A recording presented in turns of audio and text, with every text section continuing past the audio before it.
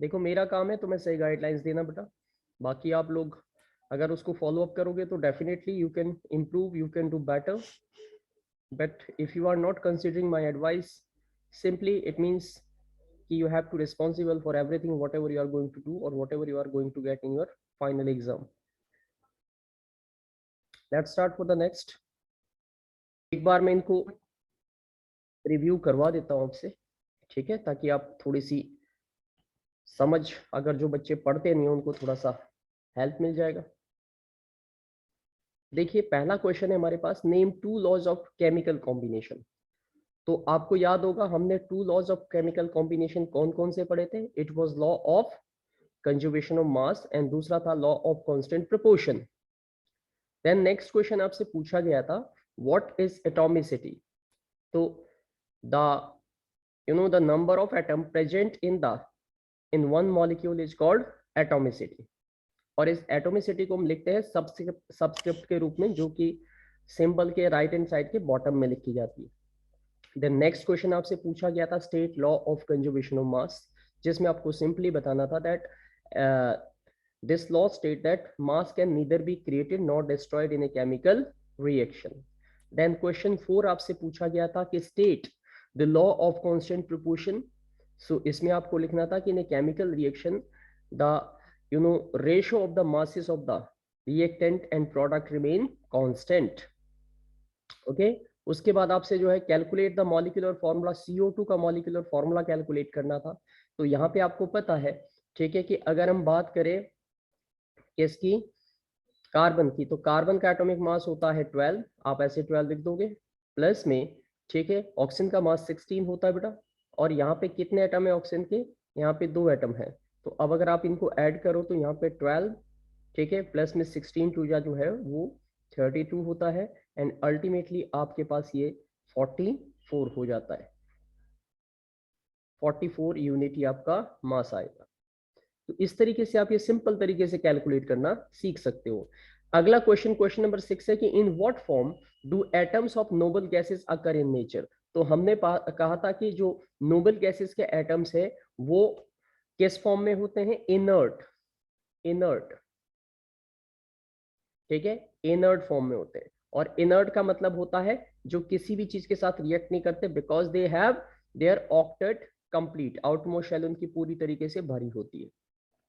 अगला क्वेश्चन आपसे पूछा जाएगा डिफाइन मॉलिक्यूलर मास. तो आप लिखोगे जा total atomic mass of a molecule is called molecular mass. अगला क्वेश्चन है what do you understand by the term one mole. तो one mole is the amount of substance present in the form of 6.023 into 10 raised to the power 23 जो भी है. Write the chemical symbol of nitrogen gas and oxygen gas. तो symbol लिखने हैं, nitrogen gas का हम N2 लिखते हैं बेटा और ऑक्सीजन गैस का हम O2 लिखते हैं. यहाँ पे एलिमेंट के नहीं, गैस का मतलब मॉलिक्यूल के सिंबल पूछे गए. नेक्स्ट क्वेश्चन आपसे पूछा गया था name the element by reading the given symbol. तो यहाँ पे ये Na सोडियम हो गया बेटा, K पोटेशियम, Ar आर्गन, ये Nc नहीं है, वो आई थिंक ये कुछ और होना चाहिए, this must be something else. ये Ni हो सकता है, Nc कोई सिंबल नहीं होता वैसे हमारा, तो Ni निकल हो सकता है. और N जो है नाइट्रोजन है, Mg मैग्नीशियम है, Al एल्युमिनियम होता है, Ca आपका कैल्शियम होता है. तो ये तो छोटे क्वेश्चन है. अब उसके बाद आगे देखिए थोड़े से और बड़े क्वेश्चन की बात करते हैं. स्क्रीन पे देखते रहे सारे बच्चे. I am watching each and every student whether they are following me और नॉट. क्योंकि अब कोई अब बता रहा हो तो कम से कम सुन नहीं दो, हो सकता है उसके बाद आप हिम्मत कर लो करने और सीखने की में भी. अब देखो यहाँ पे राइट द केमिकल फॉर्मूले. तो आपको केमिकल फॉर्मूले लिखने हैं और केमिकल फॉर्मूले लिखने के लिए आप क्या कर सकते हो, आप सिंबल, ठीक है, और वैलेंसी का यूज करके उनको बना सकते हो अगर आपको नहीं आते हो. तो कैल्शियम क्लोराइड का क्या होता है, CaCl2 होता है, ठीक है. मैग्नीशियम बाइकार्बोनेट का Mg, ठीक है, और उसके बाद Mg बाइकार्बोनेट में आता है आपके पास HCO3. तो इनको वैलेंसी को क्रिस क्रॉस करके आप बना सकते हो. एल्युमिनियम सल्फेट का जो है Al2SO4 का होल थ्राइस होता है. सोडियम कार्बोनेट का जो होता है, ठीक है, वो होता है आपका Na, ठीक है, CO3. उसके बाद आपके पास जो है लेड की Na2CO3 होता है सोडियम कार्बोनेट। लेड नाइट्रेट का आप बना के देखोगे, लेड के लिए सिंबल P आता है, नाइट्रेट के लिए NO3 आता है। दोनों की वैलेंसी लिखो, क्रॉस मल्टीप्लाई करो और you can write down. Calcium phosphate का फॉर्मूला आपको बनाने के लिए आएगा, तो कैल्शियम के लिए Ca सिंबल है, फॉस्फेट के लिए PO4 है बेटा। वैलेंसी लिखो, क्रश करो और उसके बाद फॉर्मूला बनाओ। आयरन सल्फाइड, आयरन 2, तो यहाँ पे आयरन जो है सिंबल उसका Fe होता है, उसकी वैलेंसी आपको 2 लेनी है, और सल्फाइड S है, उसकी भी 2 लेनी है, तो FeS बन जाएगा आपके पास। मर्करी 1 क्लोराइड, मर्करी की वैलेंसी 1 लेनी है, क्लोरीन की आपके पास 1 है, तो ये बन जाएगा आपके पास, मर्करी का सिंबल क्या होता है, HgCl। इस तरीके से फॉर्मूले से लिखने के लिए आएंगे एग्जाम में, तो you have to be able to write them. उसके बाद देखिए अगला क्वेश्चन हमें दे रखा है, write the molecular formula of all the compound that can be formed by the combination of the following ion. इन आयन से हम कितने फॉर्मूले बना सकते हैं। जैसे सपोज करो आपने यहाँ पे Cu2 दिया, अब ये लिखा नहीं आएगा बट आई विल ट्राई।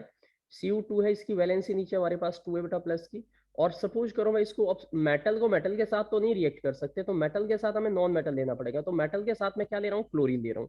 अगर यहाँ पे मैं क्लोरीन लूँ Cl, तो Cl की वैलेंसी कितनी है, 1। जब आप इसको क्रेस क्रॉस करोगे ऐसे और ऐसे, तो ये आपके पास क्या हो जाएगा, ये हो जाएगा आपके पास कुछ इस तरीके से Cu और Cl2, इस तरीके से बन जाएगा फॉर्मूला। ऐसे ही अगर मैं कॉपर के साथ SO4 लूं, तो ये क्या बन जाएगा, CuSO4 होल ट्वाइस बन जाएगा। अगर कॉपर के साथ मैं क्या लूं, PO4 होल थ्राइस लूं, तो ये बन जाएगा Cu3PO4 ब्रैकेट के अंदर, ये इस तरीके से देखो फॉर्मूला ये बनेगा Cu, और इसकी वैलेंसी 3 थी, ये कॉपर के पास आ जाएगी बेटा ऐसे, और उसके बाद आप लिखोगे ब्रैकेट के अंदर, ठीक है, PO4 PO, और यहाँ पे नीचे 4 और फिर ब्रैकेट, और फिर आएगा आपके पास होल कॉपर का ट्वाइस, ये फॉर्मूला ऐसे बनेगा। तो इस तरीके से ये तो बहुत इंपॉर्टेंट है, एग्जाम में कंफर्म है, एग्जाम में आने हैं ये टॉपिक, सो प्लीज तैयारी कर लें इनकी, ठीक है। अब देखो question number 3, right the cation. Cation हमने पढ़े थे जिसपे पॉजिटिव चार्ज होता है, और एनायन जिसपे नेगेटिव चार्ज होता है, ठीक है, कि present in the following. In compound में देखना कि कैटायन कौन सा है। NaCl की बात करें तो Na जब हम लेते हैं तो उस पर कैसा चार्ज होता है, प्लस का चार्ज होता है, तो Na आपका कैटायन हो गया। और एनाइन के लिए आप क्या लिखेंगे, Cl लिखेंगे, Cl के साथ क्या आएगा, माइनस का साइन, ऐसे ये अलग अलग करके। NH4 प्लस ये आपका कैटायन वाला काम करेगा, और NO3 माइनस ये आपका एनायन वाला काम करेगा। H2 की बात करेंगे तो इसमें दोनों के दोनों जो है वो एक तरीके से कह सकते हो ना, कोई कैटायन ना एनायन है, ये शेयरिंग हो रहा है यहाँ पे, और यहाँ पे Ca पॉजिटिव है और SCO3 जो है वो नेगेटिव है, तो यानी कि ये पॉजिटिव वाला कैटायन, नेगेटिव वाला एनायन। अगला क्वेश्चन देखो, question 4, give the formulae of the compound form from the following sets of the element. यानी कि ये हमें सेट्स दिए हुए नीचे और हमें इनके फॉर्मूले लिखने। तो कैल्शियम एंड फ्लोरीन से, यानी कि कैल्शियम का सिंबल होता है Ca, मैंने कहा था पहले 20 एलिमेंट अगर आप जानते हो तो प्रॉब्लम नहीं होगी, वैलेंसी होती है +2, और फ्लोरीन का सिंबल होता है बेटा F, और फ्लोरीन इसकी वैलेंसी होती है -1। क्रेस क्रॉस करो तो ये बन जाएगा Ca1 हो जाएगा आपके पास, ठीक है, और F क्या आ जाएगा, F आपके पास आ जाएगा 2, तो अल्टीमेटली फॉर्मूला बनेगा CaF2। इस तरीके से आपको ये फॉर्मूले डिराइव करने होंगे, ठीक है। तो ये कैल्शियम फ्लोरीन बन गया। उसके बाद सल्फर एंड ऑक्सीजन के साथ जो है सल्फर ऑक्साइड बन जाएगा, तो सल्फर का सिंबल लिखना है S, ऑक्सीजन का सिंबल लिखना है, दोनों की वैलेंसी लिखनी, क्रेस क्रॉस करनी है। नाइट्रोजन एंड हाइड्रोजन में नाइट्रोजन का सिंबल, हाइड्रोजन का सिंबल, दोनों की वैलेंसी क्रेस क्रॉस करो, फॉर्मूला बनेगा। कार्बन एंड ऑक्सीजन का कार्बन डाइऑक्साइड बनेगा, तो कार्बन डाइऑक्साइड का फॉर्मूला आप जानते भी हो, CO2 होता है, कार्बन की वैलेंसी और ऑक्सीजन की वैलेंसी क्रेस क्रॉस कीजिए। नाइट्रोजन एंड ऑक्सीजन का सिंबल लिखना है, फिर उनकी वैलेंसी लिखनी है, और नाइट्रोजन ऑक्साइड बनेगा। कार्बन एंड क्लोरीन का रिएक्शन करोगे तो कार्बन क्लोराइड या कार्बन टेट्राक्लोराइड बनेगा, कार्बन के साथ चार्ज आएगा, क्योंकि कार्बन की वैलेंसी होती है 4, ऐसे 4, और क्लोरीन की होती है आपके पास कितनी, 1, तो जब इसको बैलेंस करेंगे तो ये बनेगा CCl4, इसको बोलते हैं कार्बन टेट्राक्लोराइड। बड़े इंपॉर्टेंट क्वेश्चन है, सारे कीजिएगा please. Classify each of the following on the basis of their atomicity. इनकी एटोमिसिटी के बेस पे देखो, तो यहाँ पे देखो, यहाँ एटोमिसिटी कितनी है, 2 है, आपको यहाँ से ये देखनी सब्सक्रिप्ट 2 है, तो ये क्या हो जाएगा आपका, जिसकी 2 होती है उसे डायटोमिक कहते हैं। यहाँ पे देखिए 1 2, यहाँ पे अगर देखेंगे तो टोटल एटोमिसिटी 3 है, तो इसकी ये क्या होगा, ट्राई एटोमिक। इसमें देखिए एटोमिसिटी कितनी है, कितने एटम्स है यहाँ पे, एक मॉलिक्यूल के अंदर 4 और 1 5, तो ये पॉली एटोमिक हो जाएगा। ये टेट्रा एटोमिक है, और यहाँ पे 4 है तो ये भी टेट्रा एटॉमिक हो जाएगा। ये P4O10 ये पॉली एटॉमिक है, O3 ये ट्राई एटॉमिक है, HCl ये डाई एटॉमिक है, 2 एटम से इसमें, He ये मोनो एटॉमिक है बेटा, और ये भी सिंगल है तो ये भी मोनो है। तो इस तरीके से बेस पे हम इनकी एटोमिसिटी लिख सकते हैं। अगला क्वेश्चन, क्वेश्चन नंबर 6 देखो, calculate the number of moles of magnesium present in the magnesium ribbon weighing 20 gram, molar atomic mass इतना। तो यहाँ पे आपको नंबर ऑफ मोल्स, तो एन निकाल, एन का आपको फॉर्मूला बताया गया था कि जो आपके पास उसका मास है अपॉन में जो टोटल मॉलिक्यूलर मास है डिवाइड कर दो, यू विल गेट एन। उसके बाद है write the postulate of Dalton atomic theory. कोई 3 पोस्टुलेट आपको डाल्टन एटॉमिक थ्योरी के लिखने, 6 पढ़े थे हमने, कोई 3 आपको याद होने चाहिए। अगला क्वेश्चन है what is the difference between the molecule of an element and the molecule of A compound. यानी कि एक एलिमेंट का मॉलिक्यूल और एक कंपाउंड का जो मॉलिक्यूल होता है उनमें क्या फर्क होता है। तो आप बोलेंगे कि एलिमेंट का मॉलिक्यूल सेम एटम से मिलकर बना होता है, जबकि कंपाउंड का मॉलिक्यूल डिफरेंट एटम से मिलकर बना होता है। और जो एलिमेंट के मॉलिक्यूल का जो सिंबल होता है, जो इनके बीच में जो बॉन्डिंग होती है वो कोवेलेंट बॉन्डिंग होती है, जबकि डिफरेंट के बीच में जो है आयनिक या क्या कह सकते हो इलेक्ट्रोवैलेंट बॉन्डिंग होती है। एग्जांपल देना है तो इसमें यहाँ पे जो मॉलिक्यूल, आप एलिमेंट के मॉलिक्यूल के लिए आप O2 लिख सकते हो बेटा, आप जो है H2 लिख सकते हो, ये आपके पास एलिमेंट के मॉलिक्यूल है। और कंपाउंड के लिए आप CO2 लिख सकते हो, ओके, आप H2O लिख सकते हो। इस तरीके से इसके सिंबल फॉर्मूले आप लिख सकते हो। अगला देखिए, what is the difference between 2H and H2। तो यानी कि 2H और H2, आपको याद होगा मैंने आपको ये ऑफलाइन क्लासेस में भी ये बात सिखाई थी कि 2 जब भी कोई न्यूमेरिकल या कोफिशिएंट सिंबल से पहले लगता है तो उसका सिर्फ नंबर कहलाता है, कोफिशिएंट। तो यहाँ 2H आप लिखोगे, 2H stand for 2 atoms of hydrogen, and यहाँ पे H2 stand for 1 molecule of hydrogen having 2 atoms. ठीक है, उसके बाद दूसरे पॉइंट में आप लिखोगे 2 stand number, it's a simple number that just give the number of hydrogen, ठीक है, whereas the H2 indicate that hydrogen molecule is always form of 2 atoms of hydrogen। तो इस तरीके से 2 डिफरेंस आप लिख सकते हो। क्वेश्चन 10 पे आए, what would be GM का मतलब होता है ग्राम atomic mass of the 5 mole of chlorine. तो 5 मोल ऑफ क्लोरीन का ग्राम एटॉमिक मास क्या होगा, आप 5 मोल के आगे क्या लगा देना है, सिंपल सी बात है, क्लोरीन का मास इंटू में 5 से उनको मल्टीप्लाई कर दो और आगे GM ग्राम हो जाएगा। उसके बाद ऐसे ही calculate the gram atomic mass of 1 atom of oxygen. तो ऑक्सीजन का मास होता है 16, तो 16 के आगे क्या लगा देना है, ग्राम लगा देना है, तो ये आंसर आ जाएगा आपका सिंपल। उसके बाद देखिए, verify bye calculating 5 mole of CO2 and 5 moles of H2 do not have same masses. आपको ये वेरीफाई करना है कि CO2 कार्बन डाइऑक्साइड के 5 मोल और हाइड्रोजन के 5 मोल जो है उनके अंदर सेम मास नहीं होता है। इसमें आपको कुछ नहीं करना, CO2 का मोलर मास निकाल दो जो कि 44 आएगा, और H2O का भी मोलर मास निकाल दो, 18 आएगा। तो अब ये सेम नहीं है तो ये आप कह सकते हो कि दे आर नॉट, ठीक है, इक्वल। उसके बाद देखो बेटा अगला question, if you take 5 moles of carbon atom, अगर आप 5 मोल कार्बन एटम के लें और एक कंटेनर के अंदर, ठीक है, and your friend take 5 mole of sodium, और आपका कोई फ्रेंड है वो 5 मोल सोडियम एटम के लेता है दूसरे कंटेनर के अंदर, तो आपको ये बताना है कि क्या उन दोनों का वेट सेम रहेगा। आपको जवाब में, तो मोलर मास कार्बन का 12 ग्राम होता है, यानी कि मॉलिक्यूलर मास है सीधा सीधा, और सोडियम का 23 होता है। तो अब आप सीधा सीधा इस बात को जानते हो कि whose container will be heavier, किसका वेट हैवियर होगा। तो वेट के अकॉर्डिंग तो सोडियम हैवी होगा, लेकिन अगर हम इसको मोल्स के हिसाब से देखेंगे तो दोनों की वैल्यू सेम होनी चाहिए। Whose container has more number of atom, number of atom किसके ज्यादा होंगे, जिसके पास, अब सोडियम की अगर हम बात करें तो इसका ग्राम मॉलिक्यूलर मास ज्यादा है, तो इसके पास नंबर ऑफ एटम दोनों के क्या होंगे, सेम होंगे, क्योंकि यहाँ पे हम उनको एवोगैड्रोस कांस्टेंट से शो करने की कोशिश करेंगे। Which has more number of atoms, अब यहाँ पे 100 ग्राम नाइट्रोजन और 100 ग्राम अमोनिया में किसके ज्यादा एटम्स होंगे। आप सिंपल सी बात है, फॉर्मूला लगा दो, mass upon mass of the element upon में मोलर मास इनटू में 10, जिसकी भी वैल्यू ज्यादा आएगी दोनों में उसमें ज्यादा होंगे। हाइड्रोजन एंड ऑक्सीजन जब रिएक्ट करते हैं तो 1:8 की रेशो में रिएक्ट करते हैं, वाटर बनाते हैं। What mass of oxygen gas would be required to react completely with the 3 gram of hydrogen. तो ऑक्सीजन का कितना चाहिए होगा, तो हमें 24 चाहिए होगा। ये मैंने आपको पहले भी कल परसों के रिवीजन में भी ये बात सिखाई थी। Which postulate of Dalton atomic theory is the result of law of conservation of mass। तो आपको याद होगा पोस्टुलेट कौन सा था वो, जिसमें वो ये बताता है, ठीक है, कि एलिमेंट को ना तो हम डिस्ट्रॉय कर सकते हैं ना ही नए बना सकते। Which postulate of Dalton atomic theory explain law of constant proportion की जो एलिमेंट होते हैं एक एलिमेंट के जो एटम्स होते हैं वो सेम होते हैं, वो किसी दूसरे एलिमेंट से कंबाइन नहीं करते, वो वाला पॉस्टुलेट। तो ये वाला क्वेश्चन नंबर 5 बहुत ज्यादा इंपॉर्टेंट है आपके लिए। अब देखो ऑब्जेक्टिव टाइप क्वेश्चन में लेके जाता हूं आपको। Which of the following statement is not true about an atom, एक एटम के बारे में इनमें से कौन सी बात गलत है। तो atoms are not able to exist independently, atom जो है वो इंडिपेंडेंटली एग्जिस्ट नहीं करते। तो इसका मतलब क्या हुआ, क्या ये बात सही है या गलत है कि स्टेट, इन्होंने पूछा कि कौन सी स्टेटमेंट नॉट ट्रू है, मतलब गलत है।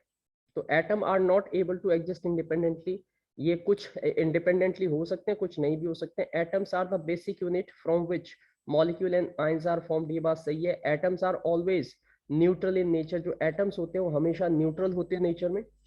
इसके अलावा जो है atoms aggregate in large number to form the matter that we can still for the, तो इसमें पहला ही ऑप्शन आपका गलत है बेटा, क्योंकि वो इंडिपेंडेंटली एग्जिस्ट नहीं कर सकते सारे के सारे। अब उसके बाद एक chemical symbol for nitrogen gas, nitrogen gas का केमिकल सिंबल कौन सा होता है, तो ये होगा, मैंने आपको बताया था मॉलिक्यूलर फॉर्म आपको गैसियस फॉर्म में दिखाना होता है, ठीक है। उसके बाद आइए the chemical symbol for sodium, sodium का केमिकल सिंबल क्या है, तो आपको पता होना चाहिए, this is sodium Na, alright. Which of the following correctly represent 360 gram of water, इनमें से कौन सा 360 ग्राम ऑफ वाटर को रिप्रेजेंट करता है, 2 mole of water, 20 mole of water, this much molecule of water या this much molecule of water. तो अब आप इस बात को अच्छे से जानते हैं कि इनमें कोई दो बातें आपकी सही होने वाली है, ठीक है। 360 ग्राम ऑफ वाटर, तो अब इसमें आपको एक फॉर्मूला लगाना पड़ेगा जिसमें आपको पहले एक मॉलिक्यूल का निकालना पड़ेगा, फिर 360 से उसे डिवाइड करना पड़ेगा, और उसमें जो वैल्यू आएगी, ठीक है, वो उसको इक्वेट करेगी। तो दैट मीन्स आई थिंक इसमें आपका जो है सेकंड और थर्ड ऑप्शन सही निकलेगा, वो कैलकुलेट करके you have to check it out. Give the formulae of the form from that of the following set of element, तो इनके फॉर्मूले आपको बताने हैं, ठीक है। जैसे कैल्शियम एंड फ्लोरीन से क्या बनेगा, कैल्शियम फ्लोराइड, ठीक है, कैल्शियम फ्लोराइड का फॉर्मूला CaF2 हो जाएगा। हाइड्रोजन और सल्फर से क्या बनेगा, हाइड्रोजन सल्फाइड H2S बेटा। नाइट्रोजन और हाइड्रोजन से क्या बनेगा, नाइट्रोजन और हाइड्रोजन से बनेगा आपका NH3 अमोनिया बनेगा, ठीक है। और कार्बन और क्लोरीन से बनेगा carbon tetra chloride CCl4। Sodium and oxygen से बनेगा सोडियम ऑक्साइड Na2। कार्बन और ऑक्सीजन से बनेगा कार्बन डाइऑक्साइड CO2। उसके बाद अगला क्वेश्चन देखो, राइट द मॉलिक्यूलर फॉर्मूले ऑफ द फॉलोइंग, इनके मॉलिक्यूलर फॉर्मूले आपको बनाने। कॉपर ब्रोमाइड, तो कॉपर और ब्रोमाइड को जब आप रिएक्ट करोगे तो आपके पास CuBr बनने वाला है। एल्यूमिनियम नाइट्रेट से आपके पास Al2 और ब्रैकेट के अंदर NO3 का होल थ्राइस ये बनेगा। कैल्शियम फोस्फेट से आपका कैल्शियम का की वैलेंसी 2 होती है, फोस्फेट की भी 2 होती है, फोस्फेट की 3 होती है आई थिंक, तो इट विल बी Ca3 और PO4 का होल ट्वाइस ऐसे बनेगा। उसके बाद आयरन सल्फाइड की बात करें तो F यहाँ पे 3 लेनी है, वैलेंसी 3 लिखा हुआ है इन्होंने, तो Fe की 3, सल्फाइड की आपकी आई थिंक 1 होती है, तो या 2 होती है, तो ये आपके पास Fe2 और S3 ऐसे करके कुछ बन जाएगा, या दोनों में से ही अगर कॉमन हुई तो निकल सकती है। मरकरी क्लोराइड से बनाओगे आप, तो मरकरी का Hg होता है, क्लोरीन का Cl होता है, तो ये आपके पास HgCl2 बन जाएगा। मैग्नीशियम क्लोराइड की बात करेंगे तो मैग्नीशियम की वैलेंसी 2, क्लोरीन की 1, तो ये MgCl2 बन जाएगा। इस तरीके से ये दिख रहे हैं आपको, बार बार ये फॉर्मूले बनाने के लिए आ रहे हैं, मतलब दिस इज क्वाइट इंपॉर्टेंट, ये क्वेश्चन सबसे ज्यादा रिपीट होने वाले आपके एग्जाम में, ठीक है। अब यहाँ पे देखिए, राइट द मॉलिक्यूलर फॉर्मूले of the compound that can be formed by the combination of the following ion, इन आयन से कौन कौन से फॉर्मूले बन सकते हैं आपको बताना है। तो कॉपर एंड क्लोराइड आयन से क्या बन सकता है, ठीक है, ये देखो, ये इसकी वैलेंसी 2 है बेटा, इसकी 1 है, तो आराम से बना दोगे, ये बन जाएगा 1 इस पे जाएगी तो CuCl2, ये बन जाएगा आपके पास Na, ठीक है, NaNO3, ये बन जाएगा आपके पास Fe2SO4 का होल थ्राइस, ये बन जाएगा आपके पास FeCl3। तो ये फॉर्मूले आपको आगे बनाने होंगे। Classify each of the following on the basis of their atomicity के बेस पे आपको बताना है। तो बताइए यहाँ पे एटोमिसिटी कितनी दिख रही है, 2 दिख रही है, तो एटोमिसिटी 2 है, तो इसका मतलब यहाँ पे क्या लिखना है, इनको बोलेंगे डायटोमिक मॉलिक्यूल। और इसमें आपके पास कितनी एटोमिसिटी है, 3 और 1 4, तो टेट्रा एटोमिक है बेटा। इसमें N2 2 और 1 3 ट्राई एटोमिक में आ जाएगा। P4 टेट्रा एटोमिक में आएगा। H2O2 ये भी टेट्रा में आ जाएगा, टेट्रा का मतलब है 4 एटम्स है इसमें, ठीक है। HE में ये मोनोएटॉमिक है, AG मोनोएटॉमिक है, CH4 ये जो आपका पॉलीएटॉमिक में आ जाएगा, P4O10 ये आपका पॉलीएटॉमिक में आ जाएगा। तो इस तरीके से आप इनको भरोगे। अब फिल इन द ब्लैंक्स में आ जाते हैं। In a chemical reaction, the sum of the masses of the reactant and the product remain unchanged. This is called dash. So this is called law of conservation of mass. A group of atom carrying the fixed charge of them is called dash. तो उनको क्या कहते हैं? They are called polyatomic ion.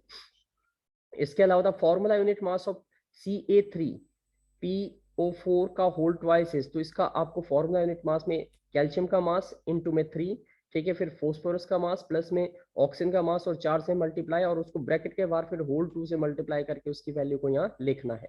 Formula of the sodium carbonate का formula हमने क्या पढ़ा था? हमने पढ़ा था NaCO3। एंड अमोनियम सल्फेट का जो फॉर्मूला था वो था आपके पास NH3, और सल्फेट में SO4 की कंडीशन आती, वैलेंसी आपको चेक करनी पड़ेगी। तो यहाँ पे ये हमारा पूरे का पूरा चैप्टर कंप्लीट हो जाता है, ठीक है, जिसमें मैंने ऑलमोस्ट सारे क्वेश्चन आपसे प्रैक्टिस करवा लिए। अगर सुन रहे थे तो सारे क्वेश्चन रिव्यू हो गए। इसके बाद अब आप चाहो तो अपनी एफर्ट करके उनको और पक्का कर सकते हो और अच्छा कर सकते हो। एक चीज याद रखिएगा, दैट एग्जाम में क्वेश्चंस अक्ल और समझ के बेस पे आते हैं। आप जितनी अपनी अंडरस्टैंडिंग, अपनी नॉलेज का सही इस्तेमाल करोगे, you will be answer most of the questions. And if you are just simply कर नहीं रहे हो कुछ, तो उससे कुछ होगा नहीं, ठीक है।